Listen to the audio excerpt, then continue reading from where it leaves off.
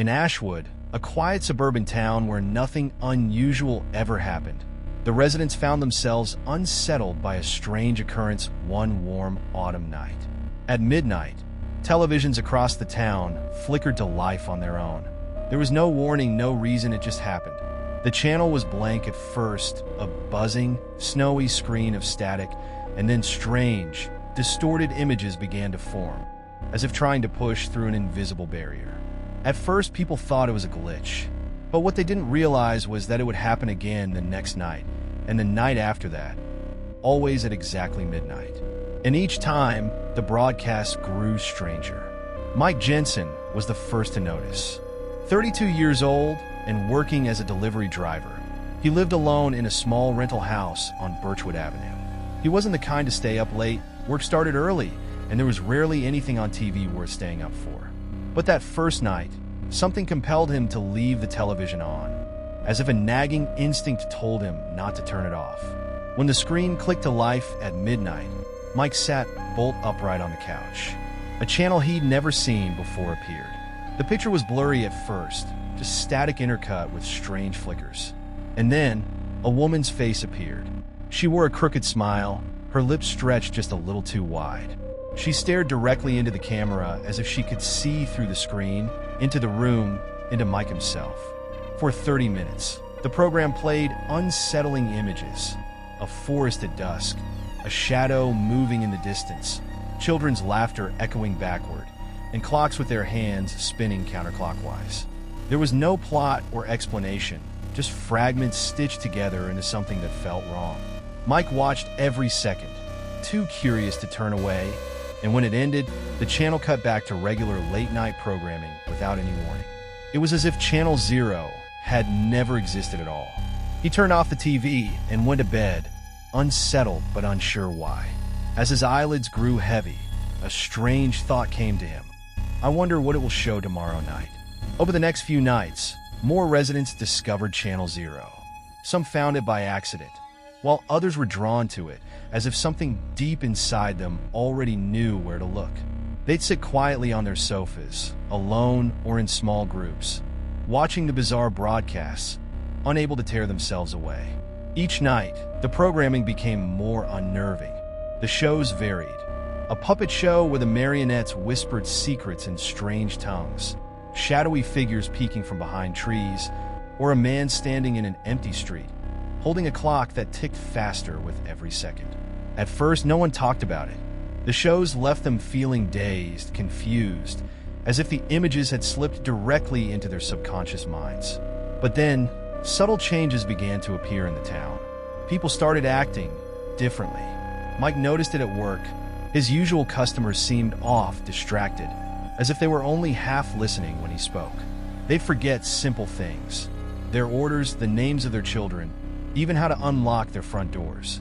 Mrs. Townsend, the sweet old woman from down the street, greeted him with a strange smile one morning. Her teeth bared in a way that made his skin crawl. "It's almost time," she whispered when he handed her a package. "Almost time for what?" he asked. Her pupils were pinpricks in her pale eyes. She didn't answer, just hummed a low, droning tune, the same melody Mike had heard on Channel Zero the night before. At first, Mike tried to tell himself it was all just a coincidence. But as the days passed, the strange behavior spread. Parents forgot to pick their children up from school. Shopkeepers rang up the wrong totals without noticing. Teenagers stood in clusters on street corners, their lips moving silently as they recited eerie phrases from the broadcasts. The whole town seemed caught in a dream or a nightmare no one could wake from. By the second week, Mike was sleepwalking. He'd wake up in strange places, his front yard, the kitchen floor, even the middle of the street at 3 a.m. One night, he woke to find himself standing in front of the television, watching Channel Zero again, without remembering how he'd gotten there. The broadcasts had changed too. They seemed more personal, as if the channel was speaking directly to him. The voice from the screen, a whispering figure in shadow, would call his name. "You're almost ready, Mike," it would say, soft and reassuring. "Soon, you'll see the truth." He tried to fight it. He unplugged the television, but every night it turned back on, the screen lighting up with that strange, impossible broadcast. And every night, Mike watched, helpless to resist. Soon it wasn't just Mike. The entire town had fallen under Channel Zero's spell. Ashwood streets grew silent during the day, as if everyone was waiting for something to happen. And every night, at the stroke of midnight, they gathered around their televisions like worshippers at an altar. Then one night the broadcast changed. At exactly midnight, the screen flickered to life. But this time, the voice did not whisper. Instead, it announced, "The door is open." In every home, on every street, the townspeople rose from their couches in unison. Mike felt it too, an invisible pull, a compulsion too strong to resist. His body moved without his consent, guiding him toward the front door and out into the night. All around him, his neighbors were doing the same, stepping out of their houses with blank expressions, moving as one toward the forest at the edge of town. Mike's mind screamed at him to stop, but his legs moved on their own, drawn by the same unseen force that gripped the others. As they marched deeper into the woods, a strange hum filled the air, low and vibrating, as if the forest itself was alive.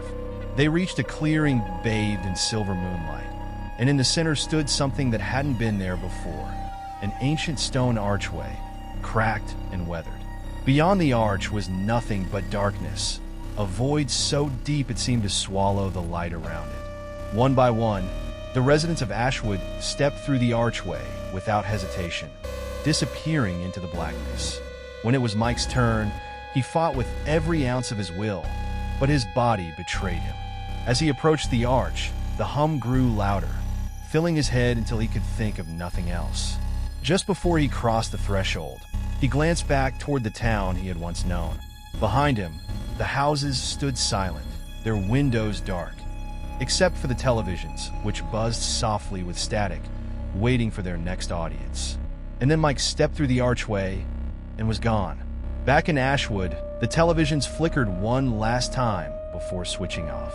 Somewhere in another quiet town, another curious viewer would soon stumble across Channel Zero, drawn by the static, compelled by the strange images on the screen. It was only midnight after all, and the show was just beginning.